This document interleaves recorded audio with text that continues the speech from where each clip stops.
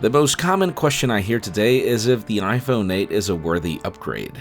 Some people still have the iPhone 7 and feel that this is just an iPhone 7s, and then there's the irony that you can still buy both from Cupertino at the moment, with the 7 costing slightly less money. It's only fair for us to put them head to head on a comparison to see just how similar they really are. I'm Jaime Rivera with Pocketnow, and this is iPhone 8 versus iPhone 7, brought to you by dbrand.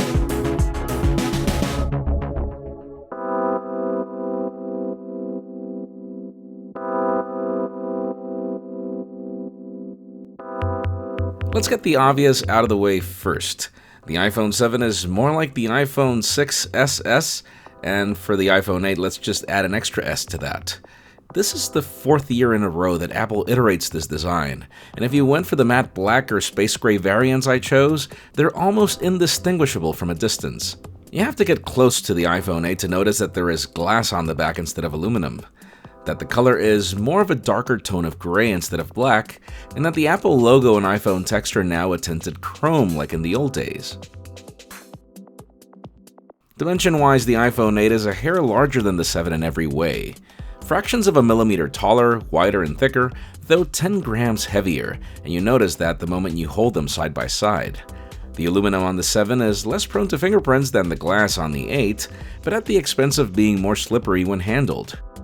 I still prefer aluminum because it's one less part that breaks in case of a fall, but if wireless charging is your thing, only the glass on the 8 can achieve that. And since we've begun to discuss features and specifications, the 8 obviously has all the newer toys. The A11 Bionic follows the latest and more efficient 10nm process versus 16nm on the A10 Fusion. RAM is reportedly the same 2GB.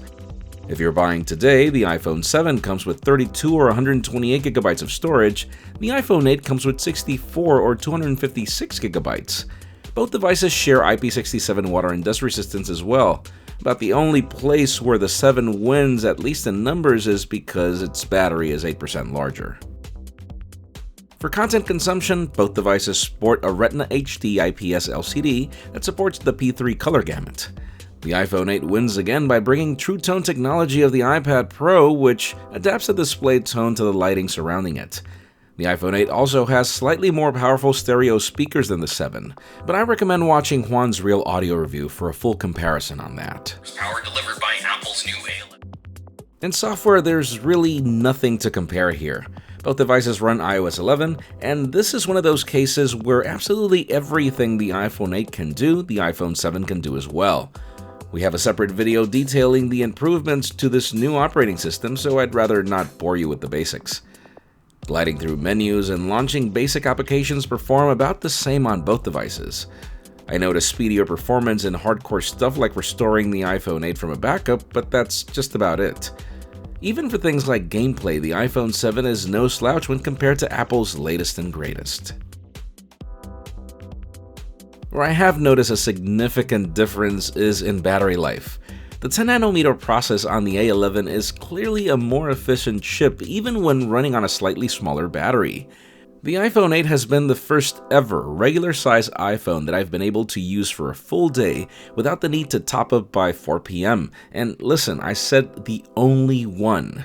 The iPhone 7 and even the 7 Plus have proven to be disappointments in this department, as you'll notice on our After the Buzz videos. And then where I haven't really noticed significant differences is in the camera. I highly suggest you watch Juan's Real Camera review.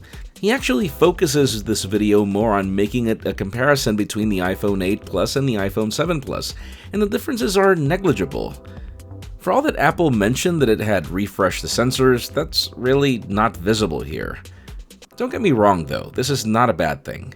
This just means that both the 8 and the 7 are great at photography. Video recording is where things are different, but not when you record a regular video. It's when you tax the iPhone 8 to its maximum capabilities, like being able to record 4K at 60 frames per second, or being able to record slow-motion video at 1080p at 240 frames per second. Things that the iPhone 7 can't do, and not even the camera that I'm using to film this comparison either.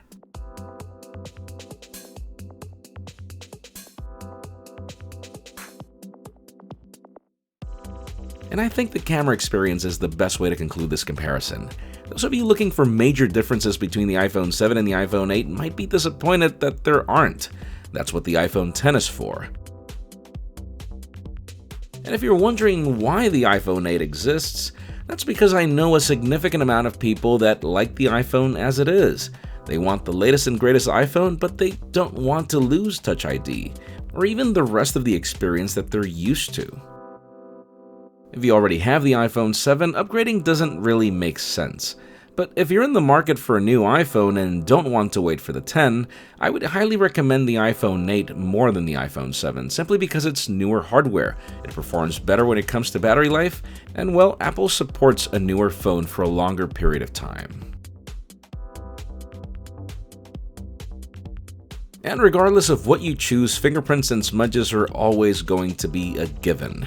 Dbrand skins will eliminate those fingerprints and add some grip to your upcoming iPhone 8, or any iPhone for that matter. Check out dbrand.com/iPhone or visit the link in the description below to customize yours. And also remember that our iPhone coverage continues. Hit the subscribe button to be notified when more videos go live.